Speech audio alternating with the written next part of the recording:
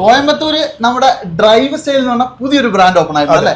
ജിൻഷിദ് ആർക്കും അറിയാത്തതല്ല, നമ്മുടെ DN99 വീൽസിന്റെ same brand അല്ലേ? സെയിം ബ്രാൻഡ് ഇപ്പോഴും നമ്മുടെ ഉക്കട മാർക്കറ്റിനുള്ളിൽ അവൈലബിൾ ആണ്. പക്ഷേ ഇത് മാർക്കറ്റിനുള്ളിലല്ല, മാർക്കറ്റിന് പുറത്താണ്. മാർക്കറ്റിന് പുറത്ത് ഒരു 900 മീറ്റർ ഇപ്പറേ, അതായത് നമ്മുടെ പാലക്കാട്ടേക്കൊക്കെ പോകുന്ന ഹൈവേ തന്നെ റോഡ് സൈഡിൽ തന്നെയാണ്.